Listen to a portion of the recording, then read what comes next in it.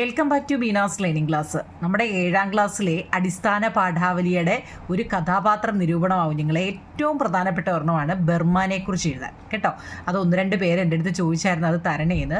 അപ്പോൾ നമ്മൾ ആ കഥ നല്ലതുപോലെ വായിച്ചാൽ അതിനെക്കുറിച്ച് എഴുതാൻ പറ്റുമായിരുന്നു നിങ്ങളെ. ആ കഥ നല്ലതുപോലെ അങ്ങ് വായിച്ചാൽ മതി കേട്ടോ. അതിനകത്തിൽ ജോൺസിയും സ്യൂവും ബർമാനെക്കുറിച്ചുമാണ് പറയുന്നത് കേട്ടോ. അപ്പോൾ ആരെക്കുറിച്ച് ചോദിച്ചാലും നിങ്ങൾ ഇതിനകത്തിലെ അറിയാവുന്ന കാര്യങ്ങളെല്ലാം എഴുതി വെക്കണം. അറിയത്തില്ല എന്നും പറഞ്ഞിരിക്കരുത്, അറിയാവുന്ന കാര്യങ്ങളെല്ലാം എഴുതി വെക്കണേ നിങ്ങളെ. അതുപോലെ തന്നെ സ്പെല്ലിംഗ് മിസ്റ്റേക്ക് വരാതെ നോക്കണം കേട്ടോ.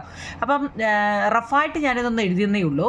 അതായത് അവസാനത്തെ ഇല എന്ന കഥയിലെ ശക്തമായ കഥാപാത്രമാണ് മോഡലായ പരസ്യചിത്രങ്ങൾ ചെയ്യുന്ന ഒരു മാസ്റ്റർ പീസ് ചിത്രം വരയ്ക്കാൻ മോഹിച്ചിരുന്ന ബർമാൻ എന്ന ചിത്രകാരൻ. എന്നാൽ ജീവിതത്തിലെ ബുദ്ധിമുട്ടുകൾക്കിടെ അവൻ്റെ ആഗ്രഹങ്ങൾ സാധിക്കാതെയാകുന്നു. ചിത്രകാരികളായ ജോൺസിയുടെയും സ്യൂവിൻ്റെയും ഏറ്റവും അടുത്ത ആളായിരുന്നു ബർമാൻ. അവസാനത്തെ ഇല എന്ന ഒ ഹെൻറിയുടെ കഥ വിശ്വാസത്തിൻ്റെയും ഉറച്ച മനസ്സിൻ്റെയും പ്രതിഫലനത്തെ കാണിക്കുന്നു. വള്ളിച്ചെടിയിലെ അവസാനത്തെ ഇലയും കൊഴിയുമ്പോൾ താൻ മരിക്കുമെന്ന് ഉറപ്പിക്കുന്ന ജോൺസിയുടെ മനോനിലയെ സംരക്ഷിക്കുകയാണ് കഥയിലെ മർമ്മം. ജോൺസിയുടെ വിശ്വാസം സംരക്ഷിക്കാൻ വള്ളിച്ചെടിയിലെ ഒരില വരച്ചു കൊടുക്കണമെന്ന് സ്യൂ പറഞ്ഞപ്പോൾ ബർമാൻ ആദ്യം അതിനെ എതിർക്കുന്നു അല്ലേ. എന്നാൽ അതായിരിക്കും തൻ്റെ വിശ്വപ്രസിദ്ധമായ പെയിൻറ്റിംഗ് എന്ന വിശ്വാസത്തോടെ ഞരമ്പുകൾ കോച്ചുന്ന തണുപ്പത്തിരുന്ന് ബർമാൻ ആ ചിത്രം പൂർത്തിയാക്കുന്നു. പിറ്റേന്നോ കൃത്രിമ ഇല കണ്ട ജോൺസിയുടെ ആത്മവിശ്വാസം വീണ്ടും ഉയരുന്നെന്നോ വർദ്ധിക്കുന്നു ഒക്കെ എഴുതിയാൽ മതി. പക്ഷേ കടുത്ത തണുപ്പും മഴയും ഏറ്റ ആ ബർമാൻ ന്യൂമോണിയ ബാധിച്ച് മരിക്കുന്നു. സ്വന്തം ജീവൻ പണയപ്പെടുത്തി മാസ്റ്റർ പീസ് പെയിൻറ്റിംഗ് നടത്തിയ ബർമാൻ കഥയിലെ അതുല്യ ഒരു കഥാപാത്രം തന്നെയാണ് കേട്ടോ. ഇങ്ങനെ തന്നെ എഴുതണമെന്ന് ഞാൻ പറയുന്നില്ല കുഞ്ഞുങ്ങളെ. നിങ്ങൾക്ക് എങ്ങനെയാണോ ആ കഥയ്ക്കകത്തിൽ ബർമാനെക്കുറിച്ച് അറിയാവുന്നത് ആ കാര്യങ്ങളെല്ലാം അങ്ങ് എഴുതിക്കോണം കേട്ടോ. ഇങ്ങനെ തന്നെ വേണമെന്ന് ഞാൻ പറയുന്നില്ല.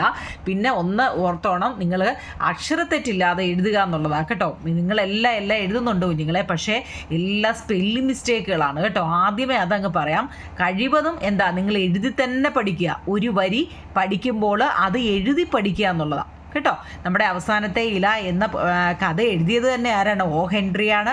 ആദ്യമേ തന്നെ വേണമെങ്കിൽ അത് എഴുതാം കേട്ടോ. ഞാനിതിനകത്തിൽ ബർമാനെക്കുറിച്ച് ചോദിച്ചതുകൊണ്ട് അവസാനത്തെ ഇല എന്ന കഥയിലെ ശക്തമായ കഥാപാത്രമാണ് മോഡലാണ് പരസ്യചിത്രങ്ങൾ ചെയ്യുന്ന ഒരു മാസ്റ്റർ പീസ് ചിത്രം വരയ്ക്കാൻ മോഹിച്ചിരിക്കുന്ന ബർമാൻ എന്ന ചിത്രകാരൻ എന്നാണ് ഞാനത് ഫസ്റ്റ് കൊടുത്തിരിക്കുന്നത്. കാരണം നമ്മൾ ബർമാനെക്കുറിച്ചാണ് ചോദിക്കുന്നത്. എന്നാൽ ഫസ്റ്റ് വേണം ഇങ്ങനെ കൊടുക്കാം. അവസാനത്തെ ഇല എന്ന ഒ ഹെൻറിയുടെ കഥ വിശ്വാസത്തിൻ്റെ ഉറച്ച മനസ്സിൻ്റെയും പ്രതിഫലനത്തെ കാണിക്കുന്നു എന്ന് വേണമെങ്കിലും എഴുതാം കുഞ്ഞുങ്ങളെ.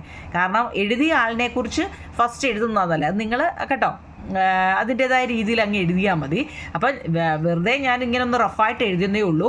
ഇത് തന്നെ പഠിക്കണമെന്നൊന്നുമില്ല. നിങ്ങൾക്ക് മനസ്സിലായ കാര്യങ്ങൾ എഴുതാനാണ് ചോദിച്ചിരിക്കുന്നത് കേട്ടോ. അല്ലാതെ നിങ്ങൾ ആ പാഠം നല്ലപോലെ വായിച്ചിട്ട് മനസ്സിലായ കാര്യങ്ങൾ വൃത്തിയായിട്ട് എഴുതിയെടുക്കുക. ആ കഥ നല്ലൊരു കഥയല്ലേ നിങ്ങൾ കേട്ടോ.